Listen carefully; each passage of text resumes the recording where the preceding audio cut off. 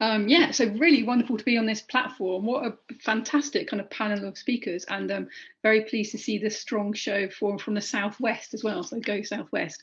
My name's Melissa Mean. I'm from Knowle West Media Centre, and we're a digital arts centre where we mix people, tech, art, and try out better ways of living together.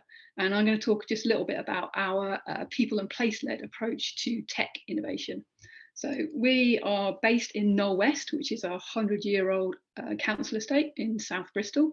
5,000 homes, pretty much all of them like this, 15,000 people, and we're in the kind of top 5 of multiple deprivation. Now, outsiders often look at Knowle West and kind of see it as a bit of a problem to be fixed, maybe even demolished and started again. And it probably won't surprise you that we take a different view, and that Knowle West is rich in know-how and rich in resources. We kind of use a bit of an 80-20 rule, that actually we've already got 80% of what we need. And the challenge is not to demolish and start again, it's how to surface and engage that 80% of know-how and resources. And then how do you remix them with the right kind of 20% of something new? And we think that new tech has got a really important role to play in this remixing. However, tech as we know it is a bit of a problem.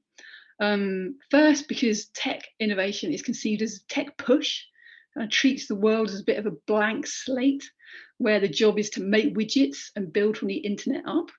And the second problem with kind of tech as we know it is that tech change often risks consolidating power and profit in the hands of the already powerful and wealthy. The kind of dominant pattern for rollout of new tech is a winner-takes-all approach, where one or two players quickly dominate the market, create barriers to entry for others, and concentrate benefits in the hands of the already powerful and wealthy. So our kind of question and starting point, well, what if you started tech in a completely different place? US academic Shannon Matten's got a lovely term for this, which I really, really love, which is the root stock. What if you started tech from the root stock of people and places? And by this, she means the kind of the layers of imagination, wisdom, know-how that have accumulated over the generations by exactly those people and places, usually on the receiving end of external tech fixes. So what does this kind of root stock look like? So meet Jim. I met Jim when I was doing an outdoor circus performance, and we needed some power for our smoke machine. And I tapped on his door, and he very kindly said that I could plug my my smoke machine into his shed. And he opened up this kind of lean-to against his house, and inside he's got an industrial-sized kiln, and he's making bonsai pots, and then he's exporting them from Knowle West to Japan, which is just kind of genius and brilliant. And then Jim, he's just the root stock, the very tip of the root stock iceberg. Mixing my metaphors terribly here, but anyway, a couple of years ago we worked with the US artist Suzanne Lacey to create what's something that we called the University of Local Knowledge. And that's got over 800 videos of community know-how, with people sharing everything from how to catch and skin a rabbit to how to set up your own cloud computing system. So if a people and place-led approach means putting tech into the hands of communities and people like Jim, so they can use this tech on their terms rather than the terms of a commercial firm. So the difference between using this people and place-led approach to tech to the usual business as usual tech approach is quite striking. So this is a kind of an array of air quality sensors developed by the kind of tech push business as normal model. And then this is our version, which is the people and place. So we've got air quality sensors that can detect damp in people's homes, designed as frogs, or little ladybirds that you can attach to your bike so you can judge the air quality as you're scooting around town. And the kind of contrast, and the problem isn't that kind of this tech is boring and this is kind of exciting. The problem is the kind of the whole relationship. So it's about power and agency, really. So is tech approachable? Can you open it up? Can you tweak it, fix it yourself? Who owns the data inside? What can you do with it?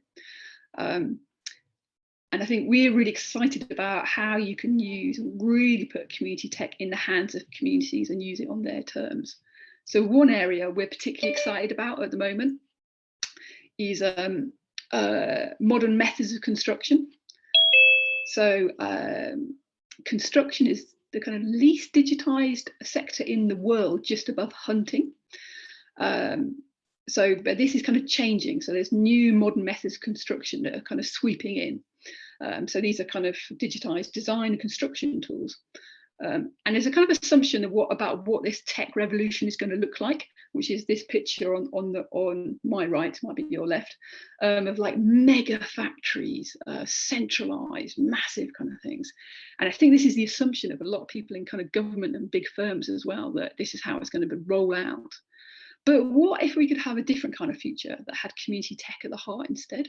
So rather than just one or two big players dominating the market and kind of scooping up all the benefit and the power for themselves, what if instead you could have these kind of new tools distributed, diverse, in the hands of communities? So this is what we're trying to do here in Knowle West. So we've got a kind of small community fabrication makerspace, and we're trying to put these new modern methods of construction really into community hands. So over the last couple of years, we set up a bit of test space and see how we can do this. And we've just to show some of the things that we've been up to. So we've been training community members, kind of age 11 to 76, I think is the age range. So what does it mean when you put, a machine like, this kind of a computerized cutting machine into the hands of communities? How do we kind of, train? So we've managed to so far, and we've been developing as well the digital platform below it as well. So can we build this as a kind of system agnostic factory that can use a mix of different MMC products, kind of like, and to see what we can build for ourselves. So far, clicky. There we go. Yeah. So far we've used 4 different commercial systems and seeing how we can open them up, play for them ourselves, and adapt them for our own uses. We've created a community pavilion, Block West, which is a great bit of kind of using tech to create social infrastructure that we've used as a performance space for artists, and a nice use of community tech here. This is us throwing some shapes at a silent disco, which is very nice. And then what we're up to at the moment is actually building homes, community-led homes for local people as well. So this is, we're live on site here, this home here. So these cassettes, like giant Lego that fit together. So made those in our factory. And then this home is for Tony and her daughter, Amancia. And then Tony's actually been in our factory, training up and making the cassettes herself. So this is kind of, we've now got a kind of a way to produce homes that is working at a BOPAS standard, which is the gold standard for modern methods of construction. And we've got a kind of chance of really kind of like how you can integrate these kind of new technologies. And this is our kind of vision of how it kind of fits in. So you're kind of, making sure the community tech is part of a thriving neighbourhood, helping to create good homes, local jobs, social infrastructure, community wealth. And this is kind of like, we're beginning to do this. We've got glimpses of this future, but it's a slightly speculative future still, because we need some bigger changes and bigger investment in community tech if we're really going to make the leap forwards that we need to do. So we've got a kind of wish list of for community tech, and I'm not going to go through all of these now because we can pick some of these things up in the questions. But I think one of the things is, the big challenge is time for community tech to take a genuine seat at the table. And so rather than treating community tech as kind of like last resort, a little nice to have, do stuff around the edges, it's actually got to be central to how we create more thriving, equal places. And I think it's interesting if you look at the tech spend and the investment in R&D that comes from central government. So the UK government's got a target of £22 billion a year to go into innovation and R&D, which is a huge amount. And I think it almost exclusively at the moment goes to business and academic sector, and the community sector is not there at all. So I think the kind of challenge is like, how do we get a seat at the table? Because if we even got a crumb of that kind of budget, let alone a slice of that, that could be really transformative for the community tech sector. and we could really drive a genuine way to kind of build back better. Yeah. And oh yeah, and we've got a lovely we'd love to make a really big factory, and then we could really kind of take it to scale.